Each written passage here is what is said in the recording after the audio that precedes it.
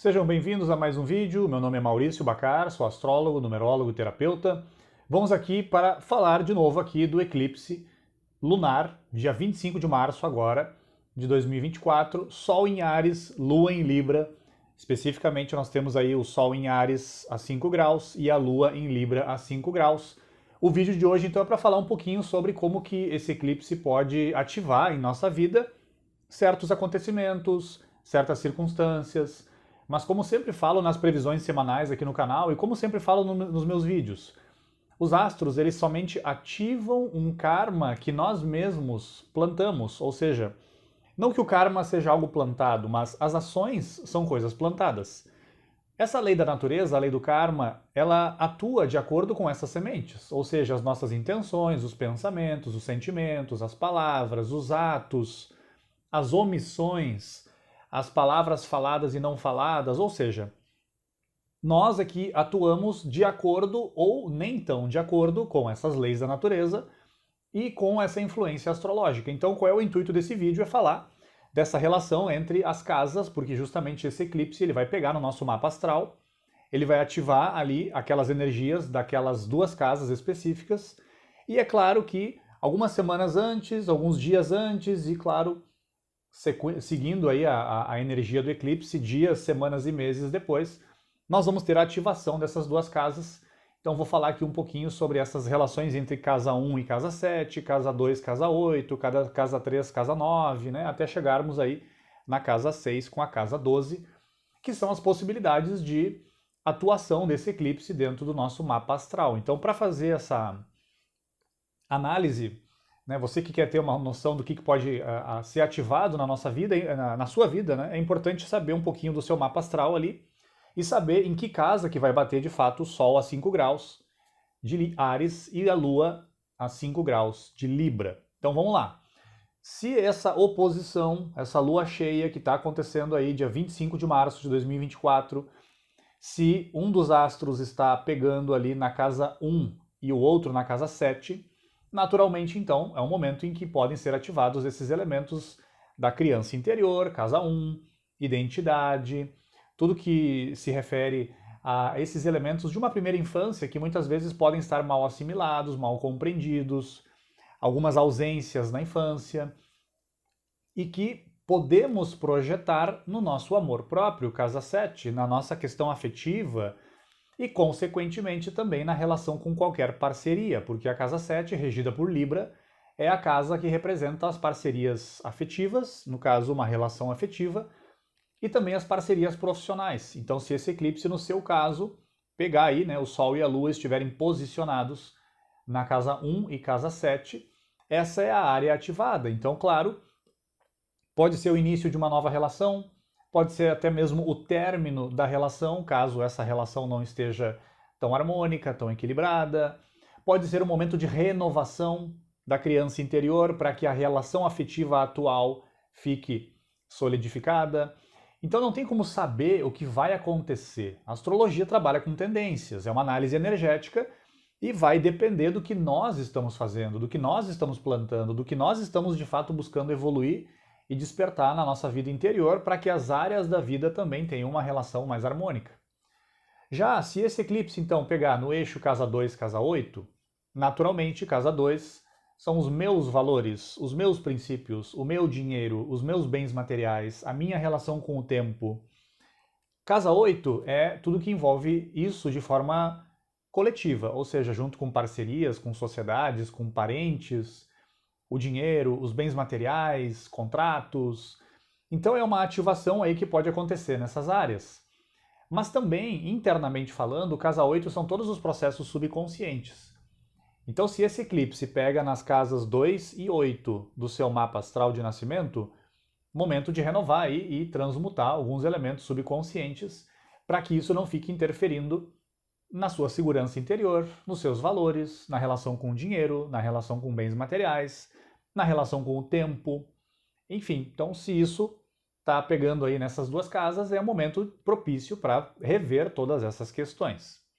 Caso seja na casa 3 e na casa 9, a posição do Sol e da Lua nesse dia 25 de março, casa 3, casa 9, a leitura interna é o seguinte: A casa 3 representa a nossa mente concreta, a nossa mente dual, a nossa mente que separa, que divide, que raciocina, que faz parte, porém ela não é uma melhor forma de interpretar a verdade, a melhor forma de interpretar a vida.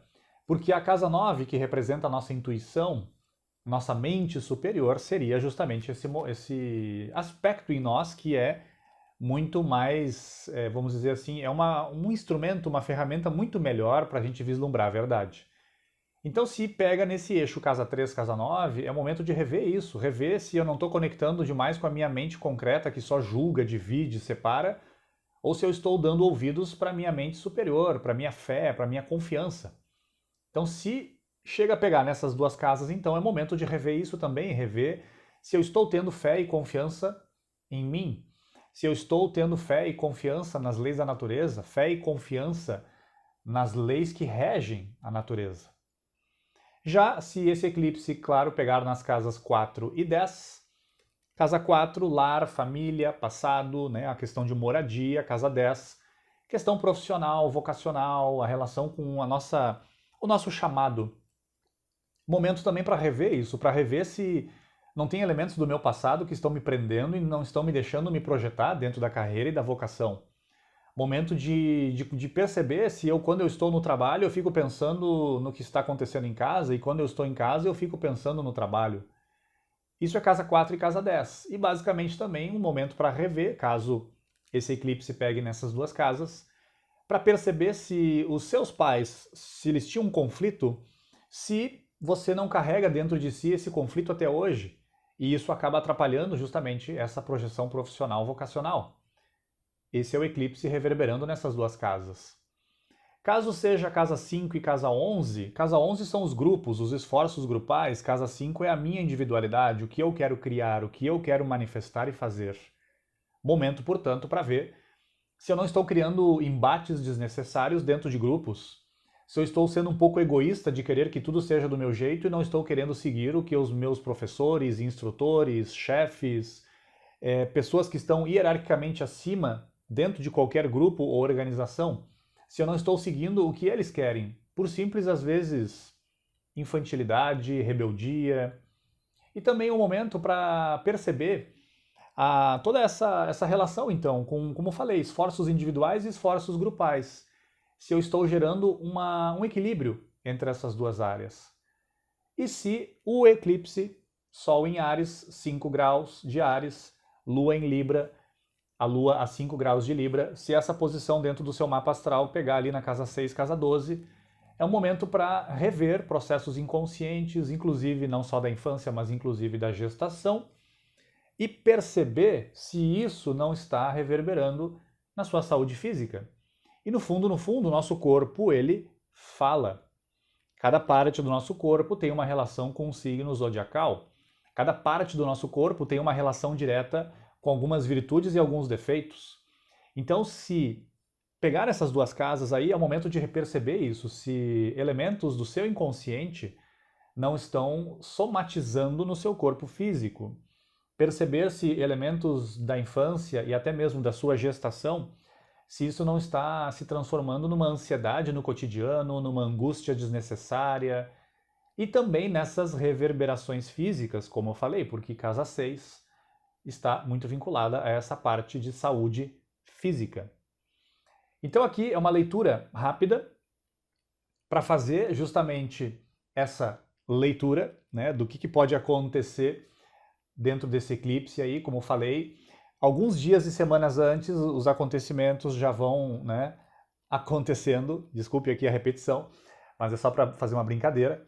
Então, se nos dias e semanas, né, anteriores, se já não estão acontecendo algumas coisas ali, algumas coisas sendo ativadas, algumas coisas já se mostrando. Por quê? Porque o eclipse, como eu sempre falo aqui no canal, ele só ativa uma coisa que foi plantada em momentos anteriores. E a partir então dos dias e semanas anteriores ao eclipse e basicamente durante ali o eclipse, a semana do eclipse, as coisas então começam a se projetar. Porém, por observação própria, né, da minha vida pessoal, dos clientes que atendo, onde faço análise de mapa astral de nascimento, mapa numerológico, faço revolução solar, análise dos trânsitos, dos astros dentro do mapa, enfim. Percebo que na prática esse eclipse ele sempre vai ter assim reverberações de 1, 2, 3, 4, 5, normalmente até 6 meses.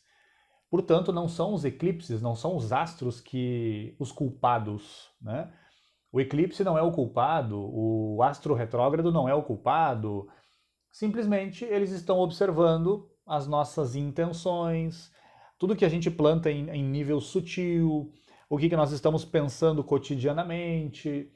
Então, os astros eles trabalham com isso, simplesmente eles ativam essas sementes que nós fomos plantando e jogando literalmente nessa teia energética, que é a teia do universo. E o universo só traz para nós na mesma medida. Se for gratidão, vai ser coisas mais agradáveis. Se for pessimismo, dúvida, reclamações e etc., o universo vai entender essa linguagem e vai nos devolver na mesma medida.